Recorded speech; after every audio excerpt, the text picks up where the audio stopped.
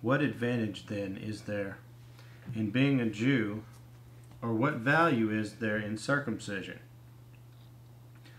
Much in every way. First of all, they have been entrusted with the very words of God. What if some did not have faith?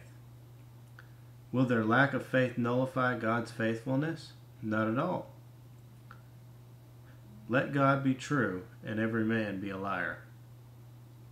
As it is written, so that you may be proved right when you speak, and prevail when you judge. But if our unrighteousness brings out God's righteousness more clearly, what shall we say?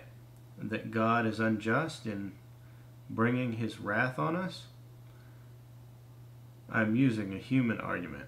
Certainly not. If that were so, how could God judge the world? Someone might argue, if my falsehood enhances God's truthfulness, and so increases his glory, why am I still condemned as a sinner? Why not say, as we are being slanderously reported as saying, and as some claim that we say, let us do evil that good may result? Their condemnation is deserved. What shall we conclude then? Are we any better? Not at all. We have already made the charge that Jews and Gentiles alike are all under sin. As it is written, there is no one righteous, not even one. There is no one who understands, no one who seeks God. All have turned away. They have together become worthless. There is no one who does good, not even one. Their throats are open graves. Their tongues practice deceit. The poison of vipers is on their lips. Their mouths are full of cursing and bitterness. Their feet are swift to shed blood. Ruin and misery mark their ways, and the way of peace they do not know. There is no fear of God before their eyes. Now we know that whatever the law says, it says to those who are under the law, so that every mouth may be silenced, and the whole world held accountable to God. Therefore no one will be declared righteous in his sight by observing the law. Rather, through the law we become conscious of sin. But now the righteousness from God apart from law has been made known, to which the law and the prophets testify.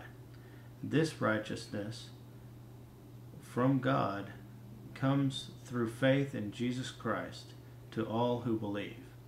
There is no difference, for all have sinned and fall short of the glory of God, and are justified freely by his grace through the redemption that came by Christ Jesus. God presented him as a sacrifice of atonement through faith in his blood. He did this to demonstrate his justice, because in his forbearance he had left the sins committed beforehand unpunished. He did it to demonstrate his justice at the present time, so as to be just, and the one who justifies those who have faith in Jesus. Where then is boasting? It is excluded. On what principle? On that of observing the law? No, but on that of faith. For we maintain that a man is justified by faith apart from observing the law.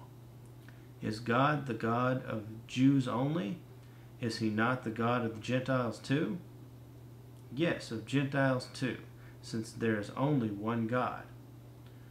Who will justify the circumcised by faith, and the uncircumcised through the same faith? Do we then nullify the law by this faith? Not at all. Rather, we uphold the law.